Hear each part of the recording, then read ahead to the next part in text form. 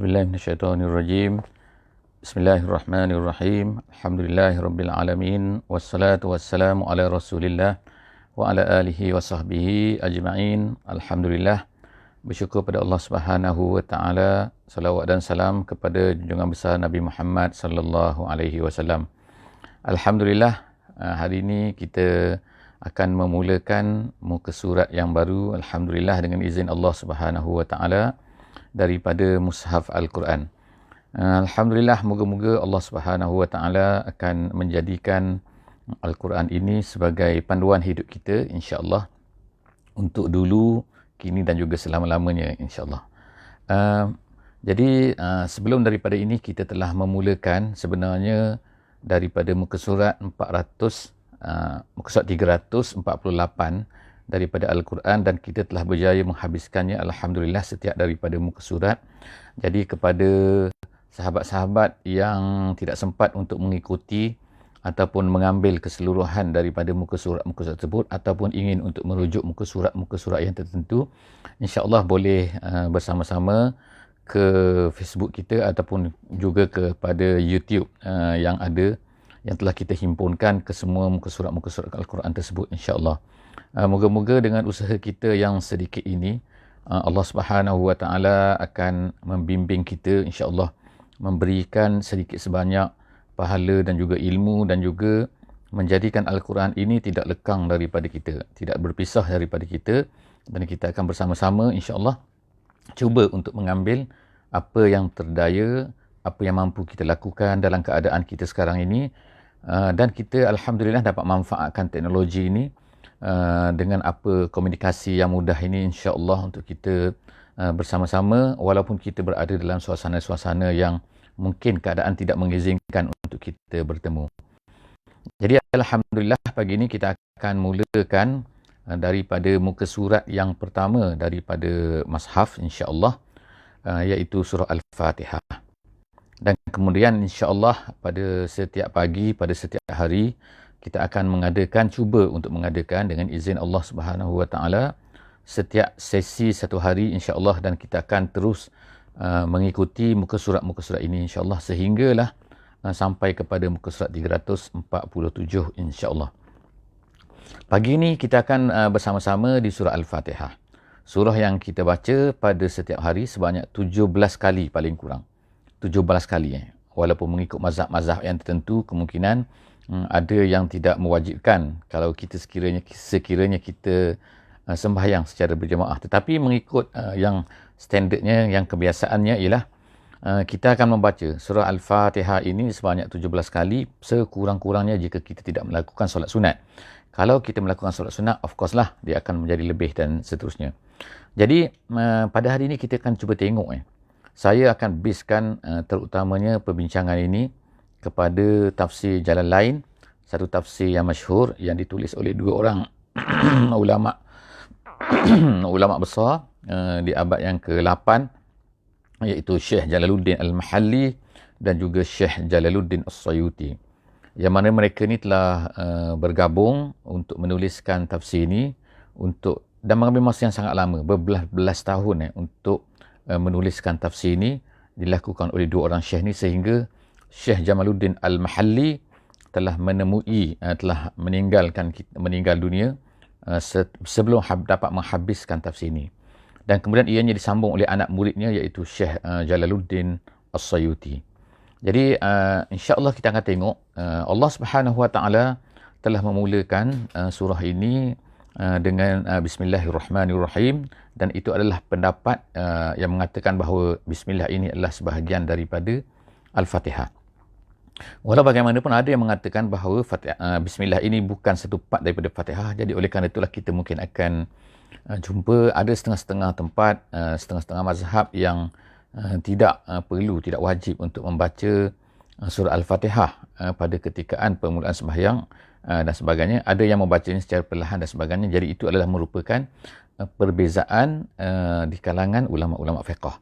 Tetapi mengikut pandangan mazhab Syafi'i kita, Bismillah ini adalah satu part daripada Al-Fatihah, yang mana jika sekiranya kita tak baca, maka ia boleh membatalkan solat kita. Jadi kita tengok selepas daripada tu Allah Subhanahu Wa Taala memulakan surah ini dengan Alhamdulillahi Rabbil Alamin. Jadi alhamdu ni merupakan mempunyai alif lam. Alhamdu maksudnya ialah as-sana, maksudnya as-sana, iaitu apa? Iaitu alhamdulillahi Rabbil Alamin, iaitu segala puji. Mengikut terjemahan kita ialah segala puji, segala apa yang baik, segala apa yang adalah lillahi. Alhamdulillahi. Maksud lillah ini ulama memberikan dua pandangan. Yang pertama maksudnya ialah malikun, iaitu Allah Subhanahu Wa Taala memiliki. Alhamdu, artinya semua benda adalah hanya dimiliki oleh Allah Subhanahu Wa Taala. Pendapat kedua mengatakan bahawa alhamdulillahi, lam di sini artinya ialah mustahikun. Mustahikun maknanya hanya berhak dimiliki oleh Allah Subhanahu Wa Taala saja. Allah memiliki dan juga Allah berhak. Segala-gala pujian ini kembali kepada Allah Subhanahu Wa Taala. Jadi mengikut pengajaran yang kita boleh ambil di sini ialah sebenarnya segala-gala nikmat yang kita dapati dalam hidup kita, sebenarnya walaupun kita mengakui, walaupun kita ni tidak mengakui, kita menolak dan sebagainya, tapi sebenarnya ia adalah merupakan milik Allah. Ia hanya dimiliki oleh Allah dan Allah Ta'ala saja yang berhak pada segala alhamdu, segala puji. Jadi kalau puji pun kita puji manusia sebagainya, pujian itu hanyalah puji yang kita katakan sementara, ataupun puji yang sedikit, atau puji yang zahir sahaja, tetapi pada hakikatnya semuanya adalah milik Allah Subhanahu Wa Taala. Kemudian seterusnya Ar-Rahman, alhamdulillahi Rabbil Alamin. Rabbi ini dalam bahasa Arabnya mempunyai tiga makna. Rabbi mempunyai tiga makna, empat makna. Dalam makna-makna yang besarlah yang diberikan oleh ulama-ulama tafsir. Yang pertamanya, Rabbi ni artinya ialah Malik. Yang keduanya, Rabbi inilah Murabbi. Yang ketiganya, Rabbi ni Al-Mudabbir. Yang keempatnya, ada dari segi bahasaannya, Rabbi artinya As-Sayyid. As-Sayyid ni maknanya tuan. Al-Mudabbir maknanya yang mentadbir. Murabbi artinya yang Murabbi, yang menjaga. Yang menjaga maknanya yang membesarkan dia, yang memberi makan dan sebagainya. Al-Malik maknanya yang memiliki. Segala makna-makna ini sebenarnya adalah boleh dipakai di sini kerana Allah Subhanahu Wa Taala lah sebenarnya yang memiliki segala erti yang ada pada perkataan-perkataan ini. Jadi apabila kita sebut segala puji bagi Allah kerana dialah yang memiliki, kerana dialah yang menjadi murabbi, kerana dialah yang menjadi mudabbir, dan kerana dialah tuan, sayyid kepada Al-Alamin. Al-Alamin ini adalah jamak sebenarnya, iaitu jamak muzakkar salim. Tetapi apa maksud alam? Alam ni sebenarnya ialah apabila kita sebut alam, kita ada khalik, kita ada makhluk, kita ada alam, kita ada Allah. Allah ni ialah Allah. Kemudian al-alam ni ialah maknanya selain daripada Allah Subhanahu Wa Taala. Kita sebut dia alam. Alam ni sebenarnya adalah daripada perkataan alamah yang kita gunakan, iaitu alamah. Alamah ni artinya ialah tanda kan. Jadi tanda apa? Alam ni termasuk semua sekali. Manusia ke, ataupun binatang ke, ataupun tumbuhan ke, ataupun bukit bukau ke, semua tu dipanggil sebagai al-alam. Al-alam. Jadi kenapa dipanggil sebagai al-alam? Dalam tafsir Jalalain disebutkan bahawa ianya disebut al-alam kerana ia adalah menjadi alamah. Dia adalah menjadi tanda kepada mujid, kepada Allah Subhanahu Wa Taala yang mengadakannya. Maknanya apabila ada dunia ni, apabila kita ada melihat binatang, kita ada melihat pokok-pokok, kita melihat manusia, kita melihat segala-gala yang kita boleh lihatlah, maka ertinya itu menunjukkan kepada adanya Allah Subhanahu Wa Taala, adanya penciptanya. Jadi oleh kerana itulah nama dia al-alam. Itu menjadi tanda kepada. Jadi bila kita sebut alam ni, maknanya termasuk alam semua sekali. Alam binatang, alam manusia, alam tumbuhan dan sebagainya. Jadi kalau diikutnya dalam bahasa Arabnya, alam ni makna merangkumkan ada benda yang boleh berfikir, ada benda tak boleh berfikir, ada benda yang kita kata hidup secara zahir, ada yang tak hidup kan. Tetapi kita himpunkan di dalam al-alamin ini digunakan jamak muzakkar salim kerana apa? Kalau ikut dalam tafsir Jalalain dia kata ghuliba. Ghuliba maknanya walaupun dia bercampur, tapi kerana yang paling hebat daripada segala-galanya itu ialah manusia. Jadi manusia ni berakal, oleh kerana itulah dia gunakan jamak muzakkar salim. Minta maaf lah, ini mungkin kita masuk sikit dalam bahasa Arab dan sebagainya kan. Kemudian sedikit lagi saya nak sebutkan tadi, iaitu Alhamdulillah, Allah Subhanahu wa Allah. Perkataan Allah ni adalah ada banyak perbincangan ulama, adakah perkataan Allah ini adalah perkataan jamid ataupun perkataan mushtaq. Itu pun perbincangan ulama. Jamid ni artinya ialah satu perkataan yang mana yang tak ada berasal daripada mana-mana perkataan. Kalau disebut mushtaq dalam bahasa Arab tu artinya ialah satu perkataan yang lahir daripada satu perkataan yang lain. Maknanya ada asal usulnya. Jadi majoriti ulama yang masyhurnya ialah mengatakan bahawa perkataan Allah ini adalah merupakan perkataan yang alam, isim alam kepada Allah Subhanahu Wa Taala, tetapi dia mushtaq. Mushtaq ni makna dia berasal daripada perkataan aliha. Aliha ni artinya ialah apa? Yang dicintai, yang dituruti. Jadi itu aliha. Jadi apabila aliha kemudian datanglah ditambah alif dan lam, jadi al-ilah. Macam tu. Jadi kemudian dalam bahasa Arab ni, maka al-i yang kedua tu, al-i itu dibuang. Kenapa? Kerana dia memberatkan, jadi disebut Allah. Gitu. Jadi i tak ada. Asalnya al-ilah, jadi Allah. Gitu. Jadi Allah ni adalah isim alam. Isim alam maknanya nama khas untuk Allah Subhanahu Wa Taala. Perkataan yang lain dalam Asma' al-Husna ni, Al-Asma'ul Husna, dia ada banyak lagi. Kita ada 99 semua sekali kan. 99 tu semua nama-nama Allah yang lain daripada perkataan Allah adalah merupakan mushtaq. Mushtaq ni ada asal dia. Sami' itu makna sami'a, iaitu daripada perkataan mendengar kan. Dan begitulah seterusnya. Jadi kemudian kita sampai kepada alhamdulillah yang kita telah habis ayat yang pertama. Ayat yang kedua, alhamdulillahi rabbil alamin. Dia berhak pujian kerana dia adalah pemilik kepada segala-galanya. Kemudian seterusnya Allah Subhanahu Wa Taala kata Ar-Rahmanir Rahim.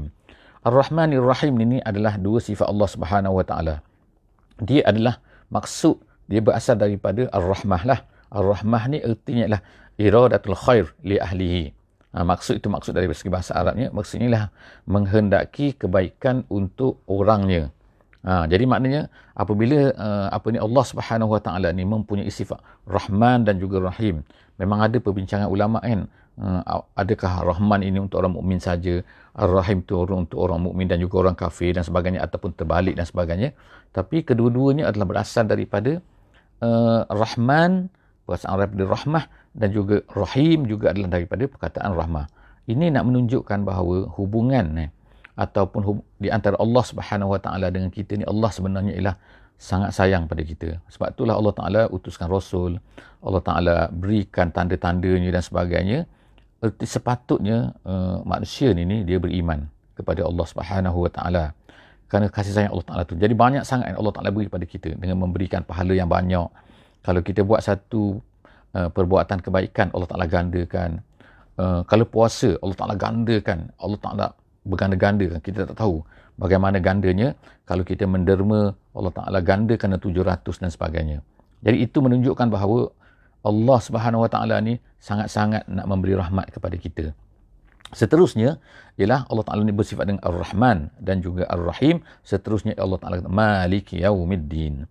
Jadi Maliki Yaumiddin artinya lah yang memiliki, ataupun ada bacaan dengan Malik, iaitu Raja. Jadi kedua-dua tu adalah merupakan qiraat yang diterima. Maliki Yaumiddin ataupun Maliki Yaumiddin. Qiraat kita membaca Maliki Yaumiddin. Maliki Yaumiddin artinya yang memiliki Yaumiddin. Yaum tu hari, ad-din tu ialah ada beberapa makna.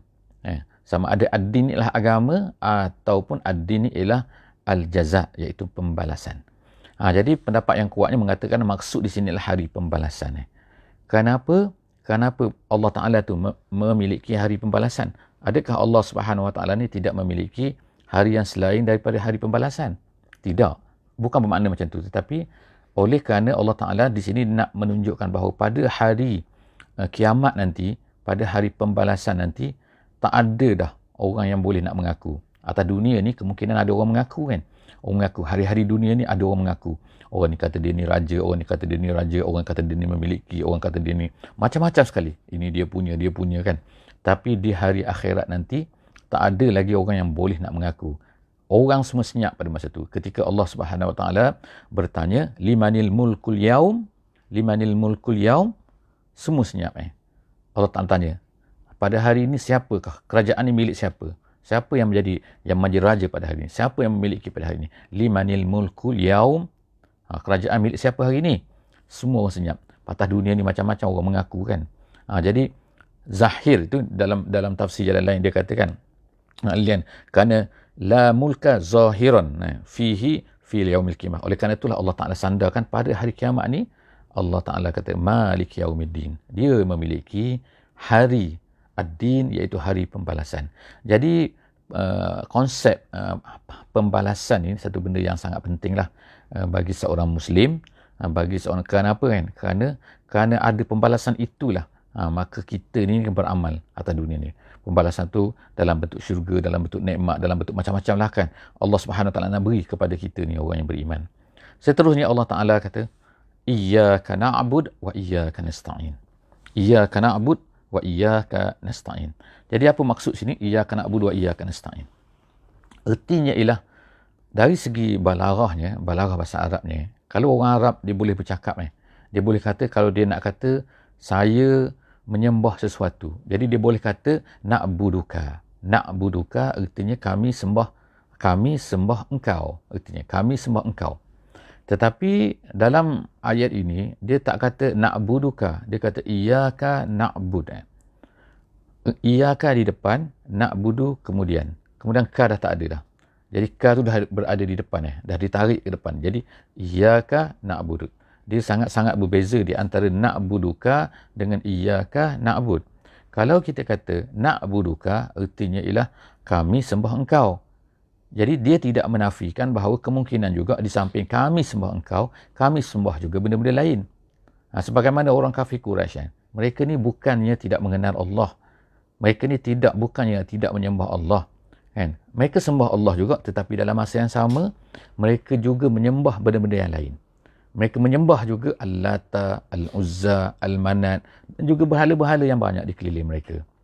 Jadi sebab itulah bila kita kata iyyaka na'bud artinya hanya engkau. Iaitu kita menyembah Allah Ta'ala saja dan kita tidak menyembah apa yang lain selain daripada Allah. Itu maksud iyyaka na'bud, dan begitulah juga kemudian tu iyyaka nasta'in. Iyyaka na'budu wa iyyaka nasta'in. Hanya engkau saja kami minta pertolongan. Artinya kita tak boleh minta pertolongan kepada yang selain daripada Allah Subhanahu Wa Taala. Jadi itu kesimpulanlah, maknanya dari segi balaghahnya, dari susunan perkataan itu nak menunjukkan bahawa ianya mempunyai keistimewaan. Sebab itulah inilah kepentingan bahasa Arab kan. Kehebatan bahasa Arab, maknanya dia susunannya, perkataan-perkataan yang digunakan, dia merefer kepada satu perkara. Cara bentuk dia tu kan. Itu nama dia balaghah lah yang tidak ada kemungkinan dalam bahasa-bahasa lain, yang tidak boleh lawan lah.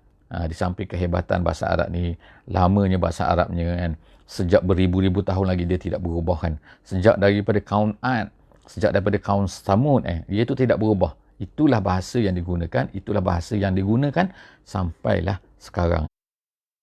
Jadi seterusnya Allah Subhanahu Wa Taala berkata iyyaka na'bud wa iyyaka nasta'in. Allah kata, iaitu kita baca, kita akan berkata bahawa hanya engkau kami sembah, na'bud, memperhambakan diri. Minta maaf, bukan perkataan sembah. Kadang-kadang kita ni, bila kita sebut perkataan sembah ni, kita ingat sembahyang sahaja. Tak kan? Maksudnya ialah, kehidupan kita ni adalah untuk memperhambakan diri kepada Allah Subhanahu Wa Taala. Itu na'bud. Kemudian yang kedua tu nasta'in. Nasta'in ni ialah talabul isti'anah ataupun talabul ma'unah. Talabul ma'unah. Kenapa disebutkan talabul ma'unah di sini? Ada dua perkara sini. Yang pertama al-ibadah. Tadi kita telah jelaskan sikit kan. Kemudian untuk mencapai ibadah ini, maka kita perlukan pertolongan. Jadi oleh kerana itulah perkara yang penting dalam hidup kita ialah al-ibadah kepada Allah Subhanahu Wa Taala. Tapi untuk mencapai ibadah ini, kita perlukan kepada al-ma'unah daripada Allah Subhanahu Wa Taala. Jadi oleh kerana itulah maka kata dua perkara, iaitu al-ibadah dan juga al-ma'unah mestilah daripada Allah Subhanahu Wa Taala saja yang patut kita minta. Seterusnya ialah itu menggambarkan sebenarnya ialah hubungan kita dengan Allah Subhanahu Wa Taala. Apa tanggungjawab kita kepada Allah Subhanahu Wa Taala? Tanggungjawab kita ialah sebagaimana dalam ayat yang lain, wa ma khalaqtul jinna wal ins illa liya'budun.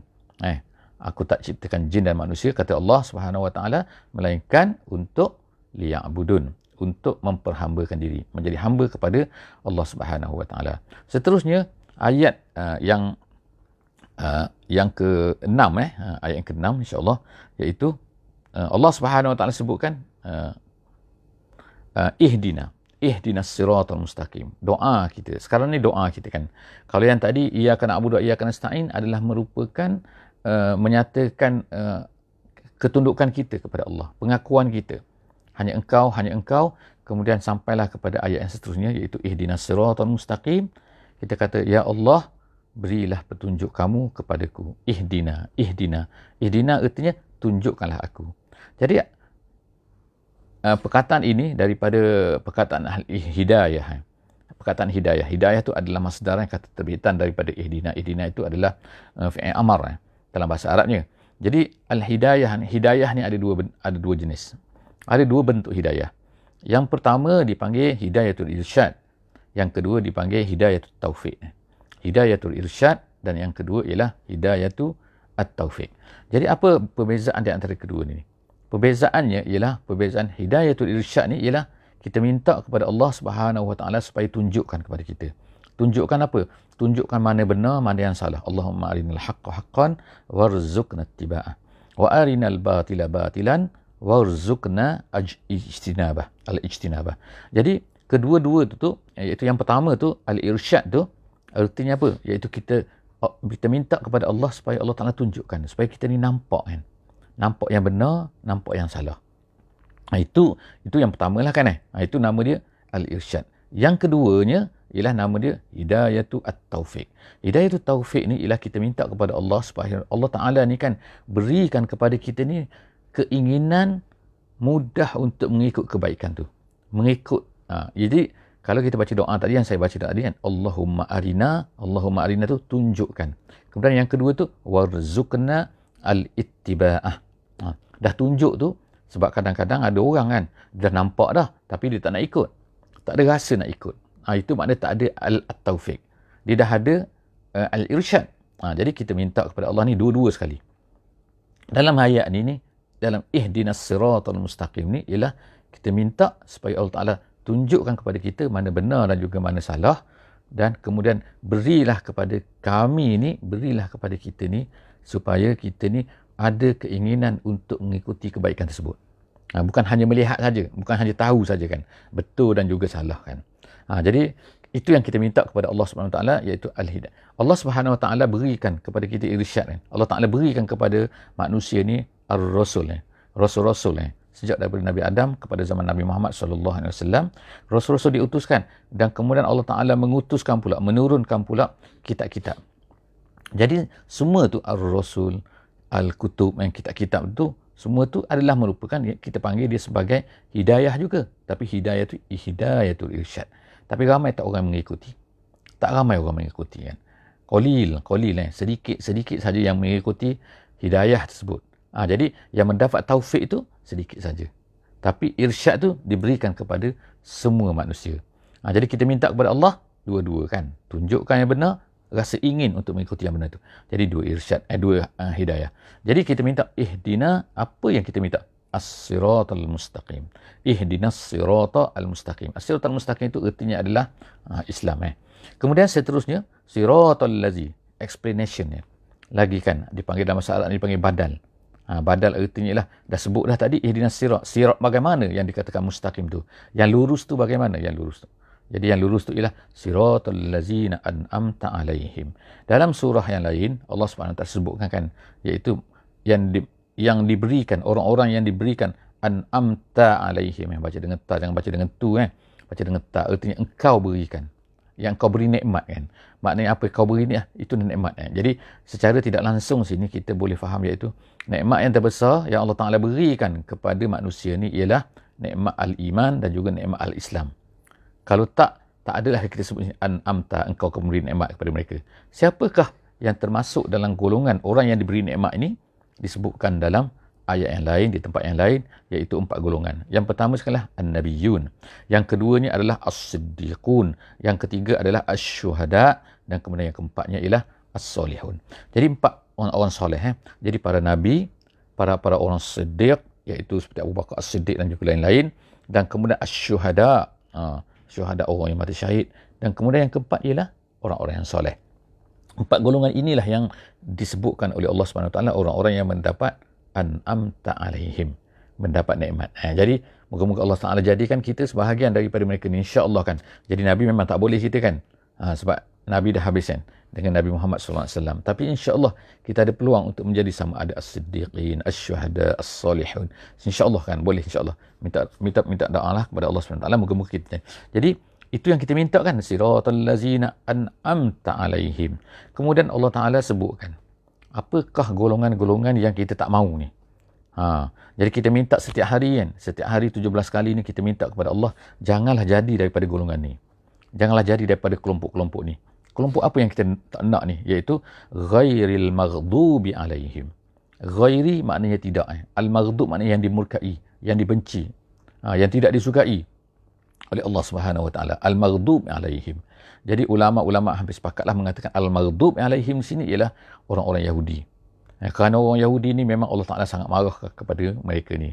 Mereka ni buat macam-macam perangai, membunuh Nabi-Nabi dan sebagainya. Mereka menyeleweng, mengubah kitab-kitab kan, mengubah kitab Taurat mereka dan sebagainya.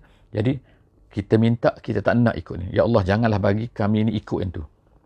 Kemudian ayat yang terakhir, waladdallin, dan orang-orang yang sesat. Orang yang sesat ini maksudnya ialah orang-orang Kristian dan juga lain-lain yang sama dengan mereka, yang mereka sesat lah.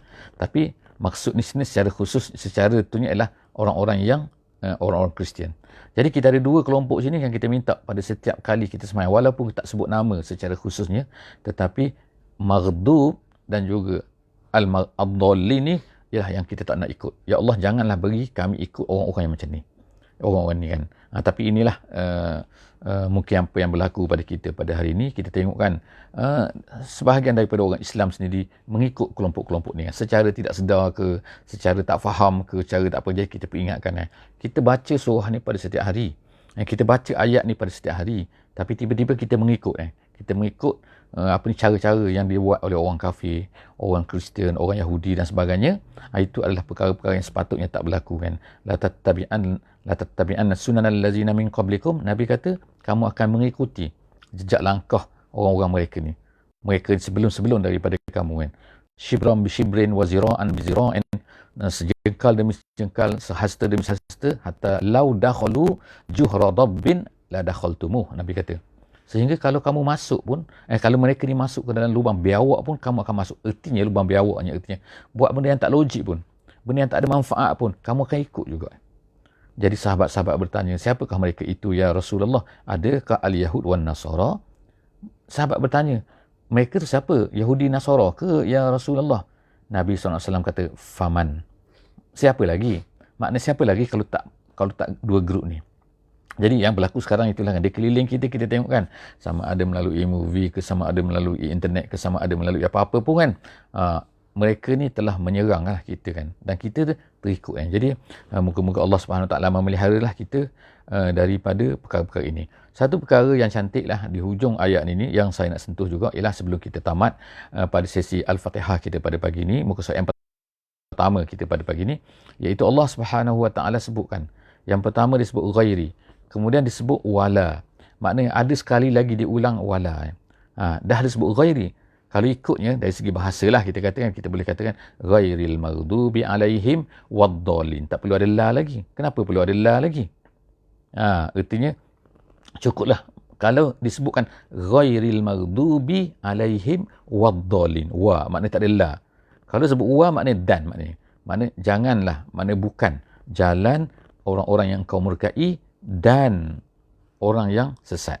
Kalau ikutnya macam tu kan, dah cukup. Tapi Allah SWT sebut sekali lagi la. Kenapa? Kerana dia ada manfaatnya di sini kan. Manfaatnya dari sudut apa? Iaitu tanpa adanya la, kalau tidak ada la di situ, dia akan membawa erti macam ni. Iaitu maknanya kita ni boleh ikut jika sekiranya jalan itu ialah jalan yang gabungan di antara dua.